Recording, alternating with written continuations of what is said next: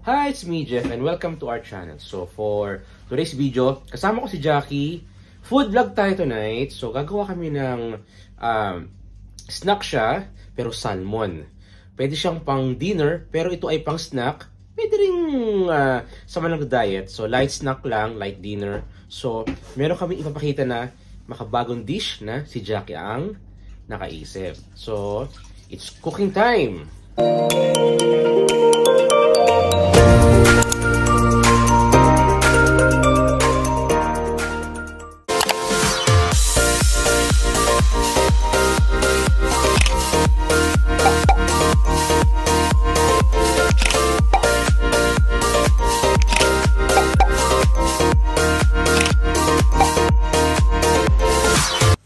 So, first thing to do ay dapat meron tayong talbos ng onion. Talbos na. Tawag dyan, spring onion. Kaya, talbos nga.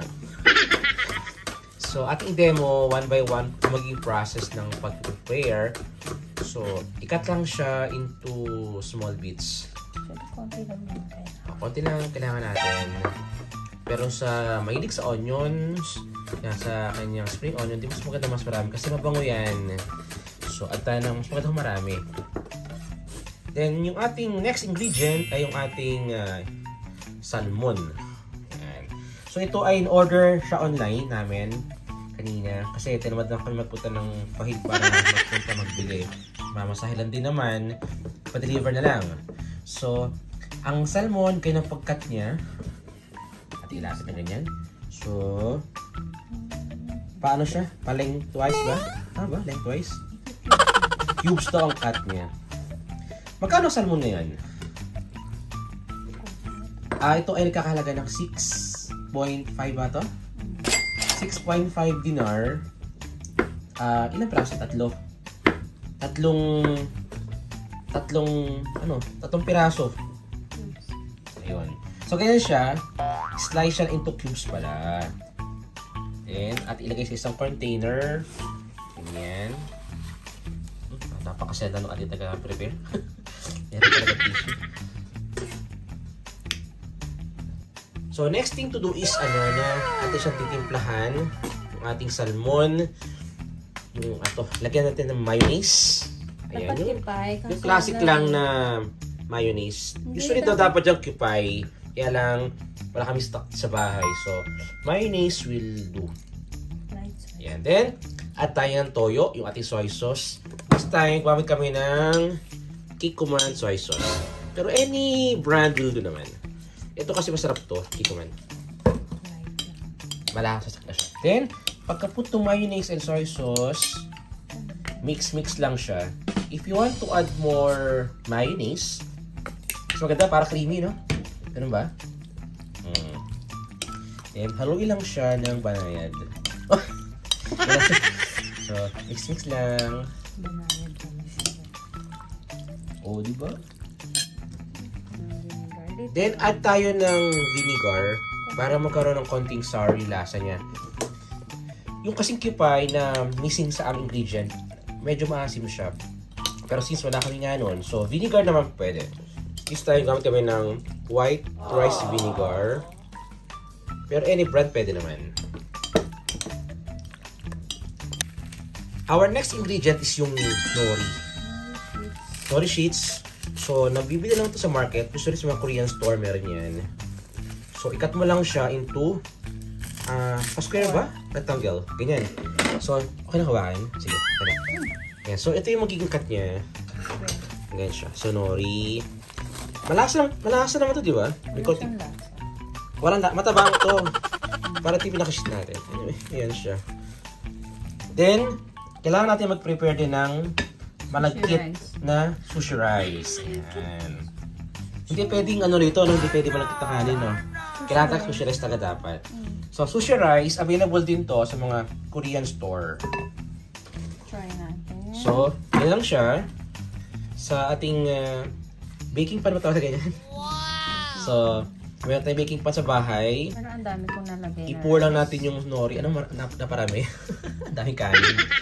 Yan. So, put lang natin yung nori, yung rice, and then yung ating salmon. O, di ba napaka-healthy niya? Yan lang siya. Ang dami na, Jack. Umapaw na. Then, repeat steps lang yan. So, ating ulitin. Kuha tayo ng sheet ng nori. Put tayo ng sushi rice. Then, i-place natin sa cooking pan, baking pan. So, i-estimate nyo lang yung dami ng sushi rice. Kasi pag sobrang dami sushi rice, puro kanin lang yan. Wala, even lang siya. Pag sobrang dami. I-estimate nyo na lang kung gano'ng karami. Basta wag lang sobrang dami niya. A few moments later. So habang tinutuloy-tuloy ni Jackie yung pagpupuno dun sa cooking pan, later on, we gonna add na yung spring onions. Tapos meron tayong ilalagay din dun na anong tawag ito, Jacqueline? Ito yung nori na tinatad. Ayun. Ha? Crush na nori. So, ito rin yung kaninang sheet, pero ito naman ay ano na siya. Parang dinurog, hindi pala parang. Dinurog talaga siya nori. Magiging part din to ng toppings do sa ating binubuo na salmon cubes. Pan-toppings to. So, ito na, nalagyan na ni Jackie ng sushi, ng sheets ng nori and sushi rice, yung ating buong baking pan. Ang gawin na ngayon ang pag-place ng ating mga salmon cubes. So, mukhang sakto. Tama-tama lang pala, So, ayan. So, almost done na rin. Last 2 tayo. Mga siguro 500 grams. 400 grams ng salmon. Yeah, so, 400 grams to 500 grams. Yung isang buong nito. Isang buong pan. Hindi, salmon. Kaya ba? So, ito ay, ilan to lahat? 16, 4 times 3, 12. So, 12 piraso yung ating isang salang. Iyon, napunuan din siya. So, 12 piraso para sa first batch. First batch yun lang talaga. Ay, isang batch na tayo. O, sige. Okay, so, then, next step ay sprinkle na natin yung ating sushi na crush. Nori pala. Sushi tuloy. Yung ating nori na crush.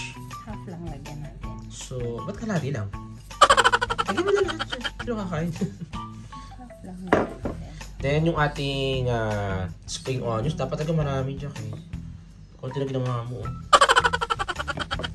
Tayo pa. Mas maling habang marami. So, ito, snack lang siya. Pero pwede rin gawing dinner sa mga gustong mag-diet. Ano yan? Black sesame seeds. Uy, black sesame seeds. Saan nabibili yan? Korean store din? Yan. So, we can add on din pala itong kulay itim sesame seeds. Okay. Sarap niya, no? Ito lang punuin lahat. Then, once mapunuan lahat yan, ano next na to? For baking na siya. Iyon. Para sa additional flavoring, pampalasa na rin, and sa kulay, presentation ng ating food, we can add fish raw. Sa Tagalog, ito yung itog na isda. Yan siya. Available din to sa any Korean store. Mabibili yan. Medyo pricey lang siya. Pero, ano naman siya, surely, talagang mas magiging masarap o presentable yung ating dish pag meron yan. Then, ating isa lang sa ating microwave oven to bake siya for 20 minutes. One eternity later. So, after 20 minutes siyang ma-bake sa oven, ito na yung ating salmon cups. Yan. So, ready to eat na siya. Finger foods lang to. So, sa mga diet, sakto kasi healthy siya dahil salmon. Tapos, may konting rice dahil meron siyang sushi rice. Medyo bago sa tiyan, pero okay na rin yan. So, must try. Ideal to kapag mga light snack, light dinner lang with the family and friends. And syempre, meron din kasamang plating yan. Okay? So, ating document yung pag-plating. So, atin na i-remove siya sa baking pan. So, ingat lang tayo kasi newly baked siya. So, mainit. Huwag iiral. Paso ka dyan. So, at i-remove yung ating 12 pieces na salmon cups. Ayan siya.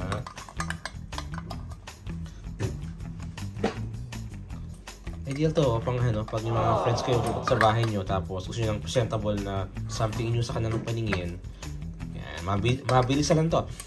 In 20 minutes, done na yung ating food. And to add more colors sa ating food, add tayo ng chopped spring onions on top ng ating sushi cup. On top talaga, on top. On top. Ano yun eh? Merong E sa dulo. Top. Ayan. Pwede na. Okay. So, ready to eat na yung ating... Dry pa mo siya. Yeah. So, ano siya? Meron tayong... ano to? Ano kayo fan mo? For December Jack? Ano yan? Puto. Oh, ano din? Ano? Bibingka! Sushi cup na parang bibingka. It looks good. Yummy. Let's eat! Okay na. So ito na, nakaluto na kami ni Jackie ng ating snack para sa gabing to. Sana nakasunod kayo. Nakaluto na ako. Sana nakasunod kayo sa aming simple yet delicious na snack. Yung ating salmon cups. Healthy siya. And medyo pricey lang siya kasi 6 KB agad to, 7 KB.